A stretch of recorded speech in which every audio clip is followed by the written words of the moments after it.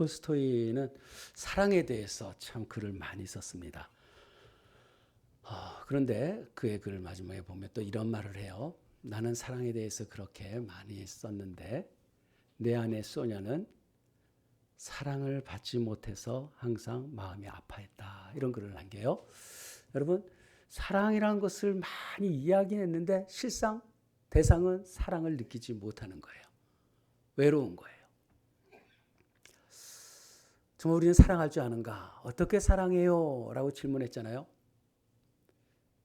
여러분, 솔직한 마음으로 사랑하지 못하는 사람들 한두 사람 있지 않습니까? 여러분 속에 지금 그런 사람이 있다면 그 사람을 위해서 오늘 말씀이 전해지고 있습니다. 저는 말씀을 전하는 자니까 성경 말씀 속에서 원수 사랑하라 그러잖아요. 원수도 사랑하래요. 서로 사랑하라. 형제를 사랑하라. 내가 너희를 사랑한 것처럼 너희는 서로 사랑하라. 이런 말씀하시잖아요. 사랑하라고 말씀하는데 어느 성도님이 그런 말을 해요. 아주 믿음이 좋은 분인데도 사랑하라 하면 사랑하는 건 알겠는데 어떻게 사랑하냐고 가슴이 턱턱 막힌대요. 사랑하라고 하는데 어떻게 사랑하냐. 저는 그럴 때 정말 난감하죠. 아니 하나님이 사랑하라면 사랑하면 되지. 또 어떻게 사랑이라는 게 그건 또 뭔 말일까?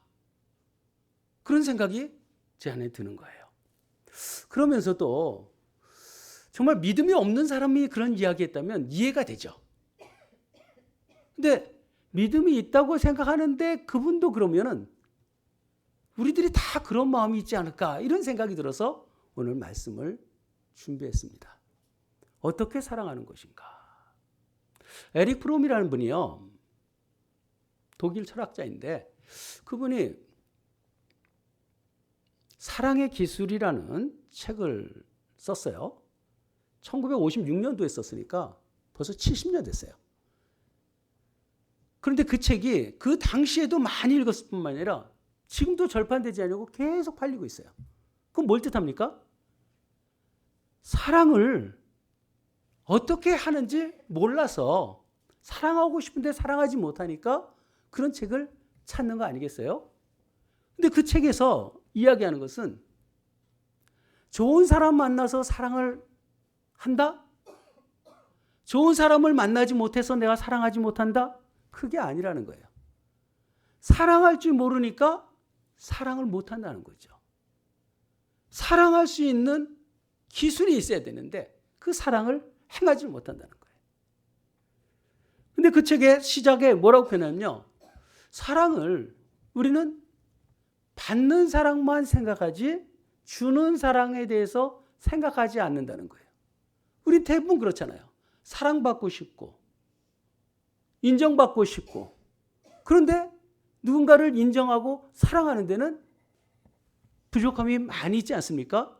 그래서 그 에릭 프롬이 참 통찰을 잘했어요. 그리고 그가 이야기한 책 중에 그 중요한 내용 중에 하나가 사랑은 감정이 아니라 기술이다. 이렇게 표현해요. 사랑은 감정이 아니라 기술이다. 아주 탁월한 통찰이죠. 우리는 사랑하면은 가슴이 설레야 되고 흥분이 되어지고 그리고 내 안에서 뭔가가 내 마음이 이렇게 막 부풀어 오는 이런 마음이 있어야만 그 감정이 있어야만 사랑이라고 생각하는데 에릭 프롬이 얘기하는 것은 사랑은 감정이 아니라고 얘기하는 거예요. 사랑이 감정이 아니면 뭔가. 근데 성경도 사랑은 감정이라고 얘기하지 않아요. 사랑이 감정이면 원수를 사랑하려는데 원수 어떻게 사랑합니까? 여기에 답이 있어요. 아니 원수를 어떻게 사랑할 수 있겠어요? 그 마음속에 이게 감정적으로 생각한다면 절대 하나님의 말씀을 지킬 수 없죠. 그렇지만 하나님은 감정에 말씀하지 않아요. 사랑을 감정에 말씀하는 게 아니라 성경은 너희가 서로 사랑하라 할 때 의지에 명령하는 거예요. 내 감정이 어떠하든 하나님이 사랑하라고 했으니까 사랑하는 거예요. 깊은 바다에 물고기가 있든 없든 내 생각에는 없는데 던지라니까 던지는 거예요. 이게 하나님의 말씀대로 사는 방법이죠. 하나님은 우리에게 사랑하라 그래요. 이건 좋아하라는 개념하고 또 달라요. 원수 좋아할 수는 없겠죠. 그렇지만 사랑하라는 개념은 하나님 말씀에 우리가 순종을 해야 된다는 것을 우리에게 교훈합니다. 우리 자신들이 감정이 안정해지는데 어떻게 사랑할까?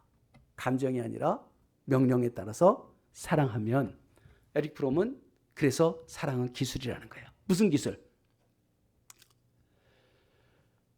그에게는 돌봄, 책임, 그리고 이해, 존중, 이 네 가지를 이야기해요. 이것을 우리가 기술을, 이 사랑의 네 가지 요소가 있는데 이것을 이루기 위해서 희생하고 헌신하고 그가 성장하도록, 그가 행복하도록 그의 모든 필요를 공급해주고 그를 내 뜻이 아니라 그의 뜻을 이해하고 그를 존중해주는 이 모든 것이 사랑이라는 거예요. 이거를 행해줘야 한다는 거예요. 우리가 피아노 아무나 잘 칩니까? 아니잖아요. 연습해야 칠 수 있어요. 음식도 아무나 잘해요? 음식도 감각 있고 열심히 하니까 음식을 맛있게 하는 거 아니겠어요? 운동선수도 그냥 운동 잘합니까? 연습하는 거예요. 훈련이 돼야 되는 거예요. 그래서 사랑은 훈련이 돼야 한다. 이것을 에릭 프롬은 강조하고 있어요. 그런데 사실상 성경은 우리에게 뭐라고 말씀하는가? 에릭 프롬은 훈련을 통해서 사랑을 할 수 있다라고 하는데 성경은 답을 다르게 줘요. 오늘 4장 19절에 단 한 장의 문장 속에 사랑의 모든 비밀 방법이 다 들어있어요. 우리 봉독 한번 함께 읽어볼까요? 우리가 사랑하면 그가 먼저 우리를 사랑하셨습니다. 그럼 보세요. 이건 머릿속에 이거 띄워놓지 않고도 외우고 있어야 돼요. 오늘 말씀 꼭 외우세요. 우리가 사랑하는 것은 예수님이 우리를 먼저 사랑했기 때문이라는 거예요. 예수님이 우리를 먼저 사랑하셨기 때문에 우리는 사랑하게, 우리가 사랑하면 그러잖아요. 사랑하는 거잖아요. 우리가 사랑하게 되는 것은 그가 먼저 우리를 사랑했기 때문이다. 나를 사랑했기 때문이다. 이렇게 말씀하고 있습니다. 에릭 프롬이 본 것은 사랑은 기술이고 내가 시작하고 내가 훈련해서 해야 되는데 성경은 그가 먼저 나를 사랑했기 때문이라고 말씀하고 있습니다. 내 노력이 아니라 하나님이 나를 사랑했다는 거예요. 로마서 5장 8절에 우리가 아직 죄인이었을 때 예수님께서 우리를 위해서 죽으셨다 그랬어요. 그 말씀 보세요. 우리가 잘해서 하나님 앞에 사랑받습니까? 내가 사랑받을 만해서 하나님이 우리를 위해서 십자가에 달려 죽으시고 우리를 구원하셨습니까? 내가 잘 준비가 돼서 우리가 구원받은 자로서 오늘 예배 드리고 있나요? 아니잖아요. 자격이 있어서가 아니에요. 원수도 죄인이다 이렇게 표현하시면서 우리에게 사랑을 베푸셨어요. 결국은 하나님의 사랑은 우리와 상관이 없어요. 이게 구원론에도 굉장히 중요한 거예요. 내가 뭘 해서 구원을 받는다면 어떻게 그걸 감당할 수 있겠어요? 내가 뭘 노력해서 사랑을, 하나님의 구원을 얻는다면 그건 얼마나 힘든 일이 되겠어요?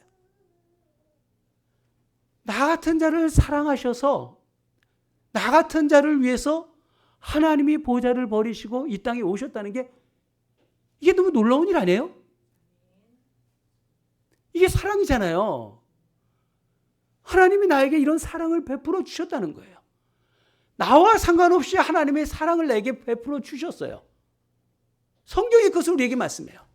그러면 내가 너희를 사랑한 것처럼 너는 사랑하라 그러잖아요. 그럼 어떻게 합니까? 내가 사랑할 대상이 원수여도 상관이 없다는 거죠. 그토록 나를 힘들게 하고 핍박하고 나를 미워해도 나는 그를 사랑해야 된다는 거예요. 사랑이 그에게서 있는 것이 아니에요. 그가 나를 사랑해서 내가 그를 사랑하는 것도 아니고 그가 나를 사과해서 내가 그를 용서하는 것도 아니라는 거예요. 하나님은 우리에게 어떤 조건 없이 사랑을 베풀어 준 것처럼 우리도 그 사랑을 베풀며 살라라고 말씀하고 있습니다. 이게 가능합니까? 이게 믿음이에요. 우리가 신앙생활하면서 하나님의 말씀을 이루어가는 게 신앙이에요. 믿음이에요. 말씀을 이렇게 행하는데 어떻게 사랑하냐? 이건 다 감정적인 요소잖아요. 내가 그렇게 힘들고 어려웠는데 왜 그럴 수 없느냐? 조지 밀러가 젊어서는요, 장 방탕한 사람이었어요. 근데 하나님 앞에 회심했잖아요. 회심하고 제일 힘든 게 뭐냐면 사람을 미워하는 거예요. 사람을 미워하는 거예요. 그 사람의 얼굴을 보기가 싫다는 거예요. 그의 일기를 보면 그래요. 그 사람의 얼굴을 보기가 싫어서 피했다. 사랑을 해야 한다는데 그 사람은 이래서 싫고 저래서 싫고 내게 자꾸 이유가 생겼다는 거예요. 근데 어느 날 하나님이 원수를 사랑하라, 이 말씀이 자신에게 임했어요. 그 순간에 자신은 무릎을 꿇었다는 거예요.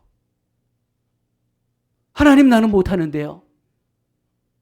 그러면서 하나님 앞에 기도하는데, 울며 기도하는데 내 감정은 여전히 그를 사랑할 수 없는데 그 말씀이 내게 임하는 순간에 내 발이 그를 향해서 가더래요. 여러분, 우리들 정말 잘 들었으면 좋겠어요. 신앙이란 뭔가? 하나님이 원수를 사랑하라고 해도 그 감정 변화시켜주지 않았어요. 그런데 그 말씀이 임하는 순간에 그의 행동을 변화시켜 주셨어요. 그리고 나서 그에게는 원수가 없는 삶을 살아요. 우리가 인생을 살면서 내가 원수가 없다는 것처럼 자유한 게 어디 있어요? 근데 그것을 하나님이 행하신다는 거예요. 하나님이 그 자유를 우리에게 주신다는 거예요. 오늘 우리에게 어떻게 사랑해요? 라고 질문하는 것, 제일 먼저 우리가 할 수 있는 것, 답이 있어요. 제일 먼저 뭘 해야 돼요? 먼저 그가 나를 사랑했다는 거예요. 여러분, 눈 좀 감아보세요. 눈 좀 꼭 감아보세요.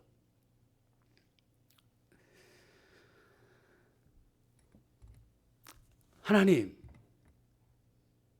제가 하나님 사랑을 받은 것이죠.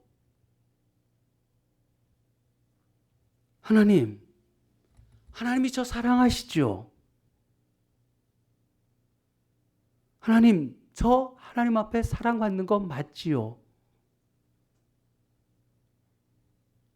하나님의 사랑이 나에게 채워져야 돼요. 우리 눈을 좀 떠봅시다. 느낌이 옵니까? 하나님이 여러분 사랑하는 거 느껴져요? 느껴지는 분도 있고요. 안 느껴져도 상관없어요. 하나님이 내 감정에 주신 게 아니라 나를 사랑하시니까 예배 드리잖아요. 예배라는 것은 하나님이 사랑이, 하나님의 은혜가 우리에게 있을 때 하나님 앞에 자발적으로 나와서 예배 드리는 거 아니겠어요? 감동은 안 와도 사실이니까 선언하십시오. 하나님 나를 사랑하시는 거예요. 이걸 믿어야 돼요. 이 사랑을 내가 믿고 구원받은 자 아니에요. 구원받았는데 하나님 사랑하지 않겠어요? 하나님 나를 사랑하세요. 첫 번째는 하나님이 나를 사랑한다는 걸 여러분이 아셔야 돼요. 두 번째는 감정 기다리지 마세요. 감정에 따라서 살지 마세요. 제발 좀. 말씀 따라 사는 거예요. 감정이 흔들리지 아니하고요. 말씀 앞에서 우리가 사랑을 행동하는 거예요. 첫 번째 뭐라 그랬어요? 뭐라 그랬어요? 하나님의 사랑이 먼저 내게 임했다는 것을 아는 거예요. 이게 믿음입니다. 두 번째는 내가 사랑을 행동하는 거예요. 이 코리덴 붐이 하나님을 만나서 얼마나 기뻤어요. 그 수용소에서도 고난을 많이 당하는데도 항상 하나님 앞에 예배자가 됐잖아요. 그리고 전쟁이 끝나고 나서 그는 목회자는 아니에요. 시계 수리공 아빠 밑에서 믿음으로 이렇게 잘 자랐죠. 유대인들을 보호해주고. 그런 그가 독일 전역에 말씀을 전하러 다녔어요. 주제가 사랑이에요. 용서예요. 그 메넨교회에서 말씀을 전하고 나니까 한 남자가 다가와요. 다가와서 손을 내밉니다. 그때 소름이 끼쳤죠. 이 코르덴봄은 자기가 수용소에 있을 때 자신과 언니들을 짐승처럼 취급했던, 그렇게 고통을 주었던 간수가 코르덴봄 앞에 나온 거예요. 그를 보는 순간에 몸의 얼굴과 수치심과 모든 것이 자기 속에서는 그냥 몸이 얼어붙었던 거예요. 사랑과 용서를 선포했는데, 근데 그가 하는 말이 말씀의 은혜 받았습니다. 하나님께서 나도 용서해 주셨겠지요? 라고 손 내밀 때 손이 올라가지 않았다는 거예요. 그 순간에 하나님 앞에 기도하니까 하나님이 손에 전기가 오도록 어깨에 쭉 전기에 힘이 들어가는 것 같이 하고 손이 저절로 올라가더래요. 그러나 손을 잡아주는 순간에 자신의 사랑을 선포하고 용서를 선포했지만 그 안에 있는 응어리가 한꺼번에 한순간에 다 녹아지고 없어지는 진정한 자유를 경험했다는 거예요. 여러분, 우리가 마찬가지예요. 말만 사랑하는 게 아니라 사랑은 행동이에요. 행동하는 순간에 우리 삶이 뒤집어져요. C.S. 루이스가 이렇게 말씀해요. 사랑을 행동하라. 사랑하는 것 같이 행동하래요. 그러면 사랑이 따라온다. 사랑하지 않는, 나는 사랑할 수 없다라고 생각하지 말고요. 사랑을 행동하라는 거예요. 지금 떠오르는 사람들에게. 사랑을 행동하라. 이 C.S. 루이스 같은 사람, 하나님 앞에 정말 붙들린 사람들도 그런 마음을 전하잖아요. 행동하라는 거예요. 그러면 사랑이 따라온다는 거예요. 뇌과학자가요,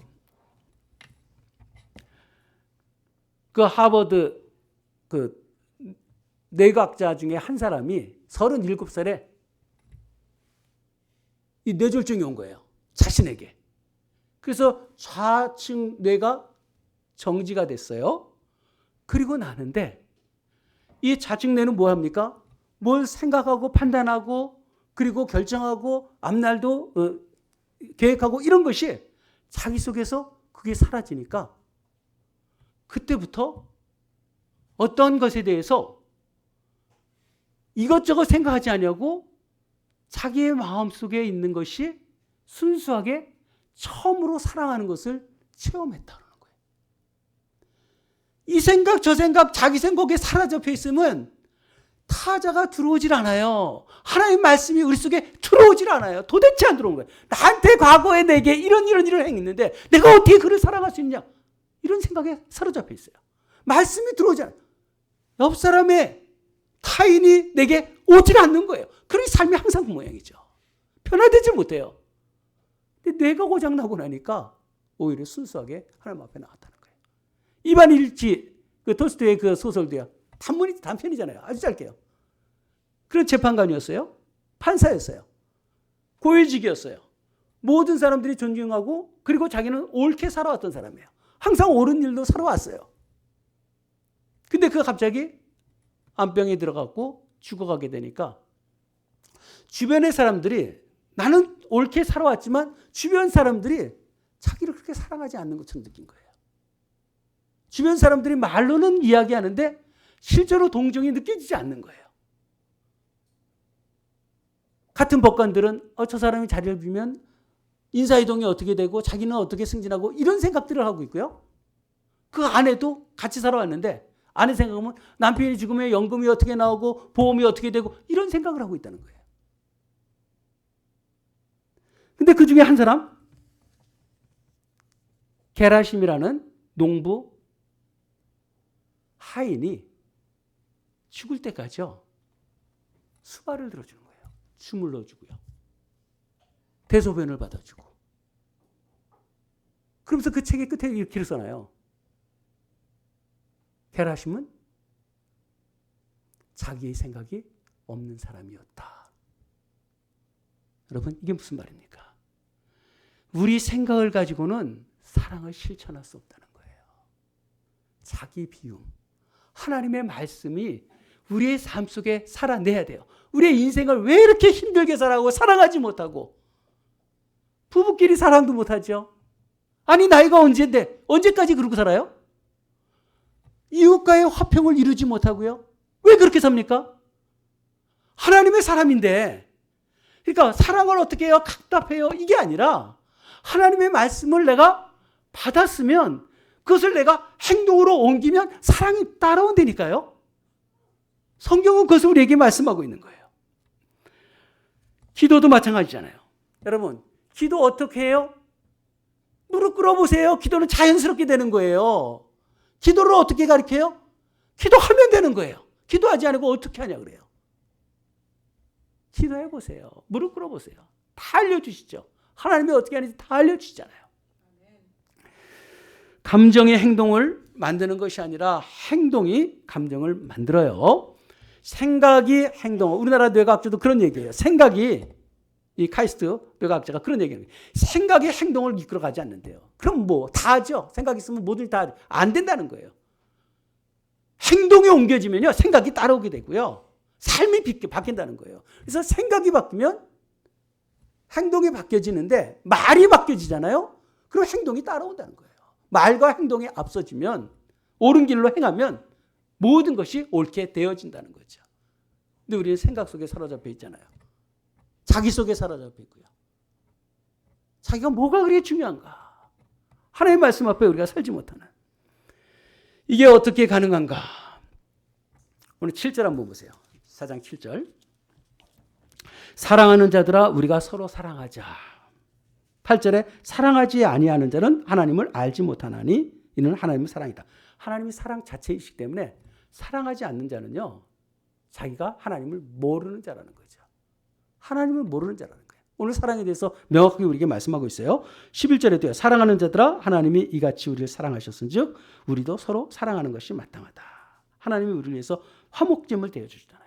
우리를 위해서 죽으셨다는 걸 안다면 우리는 뭘 따질 게 있겠어요. 그냥 사랑하려면 사랑하는 거예요.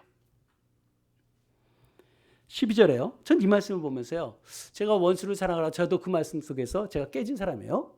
아, 원수를 너무 미워갖고 재판해야 되나, 어떻게 감옥에 놓여야 하나, 이런 생각했다가 하나님 말씀, 원수 사랑하라 그 말씀 하나 붙들고 하나님 앞에 기도하다가 자유해졌어요. 여러분, 그 자유해졌는데 어떻게 이게 가능한가? 잘 몰랐죠. 근데 오늘 12절에 나중에 말씀 보다 보니까 이런 말씀이 있어요. 보세요. 12절에 우리가 서로 사랑하면 하나님이 우리 안에 거하시고 하나님이 우리 안에 거하셔서 그의 사랑이 우리 안에 온전히 이루니라. 내가 하는 게 아니에요. 원수를 사랑하고 내가 하는 게 아니라 하나님이 우리 안에 들어오셔서 하나님이 그 사랑을 온전케 이루신다는 거예요. 믿습니까? 그래서 원수를 사랑한다, 이게 불가능하지만 하나님이 내 안에 들어와 계신다면 내 안에서 하나님이 그 사랑을 온전케 하시기 때문에 하나님이 행하지 못할 일이 어디 있겠어요. 우리가 그리스도는 하나님의 말씀을 이루어가는 사람이잖아요. 이렇게 되어지니까 13절에 답을 줘요. 그의 성령을 우리에게 주심으로 우리가 그 안에 거하고 그가 우리 안에 거하시는 줄 아느니라. 성령을 우리에게 주신다는 거예요. 성령이 우리 안에 들어오셔서 성령이 역사하신다. 결국은 사랑은 누가 하는 거예요? 그 동력의 힘은 성령이에요. 내가 사랑하지 못하는 것, 말만 그러고 사는 것은 대상의 문제가 아니라 내 안에 성령이 없다는 거예요. 의에 줄이고 목마른 자는, 오늘 우리가 부르고 또 불러야 할 이유가 바로 거기 있는 거 아니겠어요? 정말 하나님의 사랑, 정말 의를 이루어가야 하는데 말씀을 이루어가는 게 의잖아요.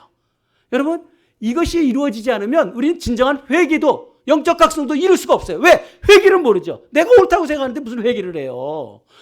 죄를 지었다는 것은 하나님의 말씀을 내가 이루지 못할 때 내가 죄라는 거예요. 율법이 죄를 알게 한다 그러잖아요. 하나님 말씀을 내가 온전히 이루지 못할 때 그때 죄인 줄 알고 하나님 앞에 회개하는 거예요. 그러니 자기 생각 속에 갇혀있는 사람은 신앙이란 그 기초를 넘어가지 못한 거죠. 가장 베이스에 우리 자신 속에서 내 안에 주님이 계셔야 돼요. 성령이 행하실 수 있도록 여러분들 성령께서 임하시길 주님의 이름으로 축복합니다. 성령을 사모해야 돼요. 성령께서 이 일을 행하실 것이다. 내 힘이 아니라 성령의 능력으로 행하신다. 저 사람을 어떻게 사랑해요? 주님이 사랑하시니까 할 수 있다는 것이고요. 이 말씀이 고린도전서 12장이 그 은사장이잖아요. 14장도 은사장이에요. 그 사이에 사랑 13장을 사랑장이라고 그러죠. 그 사랑장이 있어요. 거기 4절부터 사랑이 무엇인지에 대해서 말씀해요. 사랑이 첫 번째 뭐예요? 오래 참고예요. 사랑은 오래 참고, 두 번째 온유하고, 또 시기하지 아니하고, 교만하지 아니하고, 무례히 행하지 아니하고. 여러분 이런 말씀들, 성내지 아니하고, 자기 이익을 구하지 아니하고, 나쁜 생각하지 아니하고, 진리를 서로 기뻐하고, 이런 말씀들이 사랑이 무엇인지를 이야기하잖아요. 에릭 프롬이 사랑의 기술에 대해서 얘기했어요. 여러분 그 기술을 그는 네 가지를 이야기하지만 우리는 성경에서 말씀하는 이런 기술이 우리에게 있어야 돼요. 근데 이게 뭘로 이루어져요? 성령의 은사로 나타난다는 거예요. 하나님의 사랑. 여기서 다 그러지 못할 수도 있겠지만요. 내가 하나님의 은사를 가지고, 은사라는 것은 하나님의 일하는 사람이잖아요. 하나님의 은사가 내게 있다면 이 은사를 가지고 하나님의 일하기 위해서 이 기도하셔야죠. 그리고 이 사랑을 이뤄가야 되는 거 아니겠어요? 이게 참 그리스도인이잖아요. 모든 은사보다 더 큰 은사를 사모하라 할 때 사랑을 통해서 행하는 것이 가장 큰 은사예요. 여러분들에게 이런 은혜가 있길 소망합니다. 정말 하나님의 말씀대로 삶을 살아내야 돼요. 어떻게 사랑할까? 에릭 프롬도 탁월한 통찰을 가지고 많은 것을 옳게 봤어요. 감정이 아니라 기술로 표현했지만 에릭 프롬의 한계는 뭐예요? 에릭 프롬이나 톨스토이가 참된 그리스도인은 못 돼요. 톨스토이도 하나님의 말씀을 되게 좋아했어요. 성경적인 사상을 많이 이야기했어요. 그런데 그는 본질적인 삼위일체를 부정했고요. 그리고 그의 여러 가지 교리적인 것이 달라서 기독교 그 그리스도 그 러시아 정교회에서 파문당했어요. 톨스토이 파문당했고, 에릭 프롬도요 유대 집안에서 그 성경에 아주 정통한 이런 분위기 속에 많이 살았어요. 그리고 하나님의 말씀을 산상수훈을 비롯해서 좋은 말씀을 많이 이야기를 해요. 근데 실상은 다 인본주의로 가요. 인본주의 철학자예요. 이렇듯이 우리가 이들도 통찰은 있어요. 세상에서 가장 번쩍번쩍하는 게 있지만 그들이 모르는 것은 사랑의 근원을 모르는 거예요. 예수 그리스도가 나를 살리시고 나를 구원하시고 나를 영원한 생명을 주셨다는 그 사실서부터 시작되는데 그게 희미하다는 거예요. 여러분 이게 희미하면요 우리 노년의 삶 살아도요 소망이 없어요. 신앙생활하는데 소망이 없어요. 하나님 나라에 대한 소망이 없어요. 그래서 우리는 주님께서 사랑의 근원이 하나님이 먼저 우리를 사랑했다. 그렇기 때문에 믿음이 뭔가, 오늘 16절 한번 보세요. 16절에 믿음이 뭔가에 대해서 너무 잘 말씀하고 있어요. 우리 함께 읽을 수 있는 분 읽어볼게요. 하나님이 우리를 사랑하시는 사랑을 우리가 알고 믿었노니. 보세요.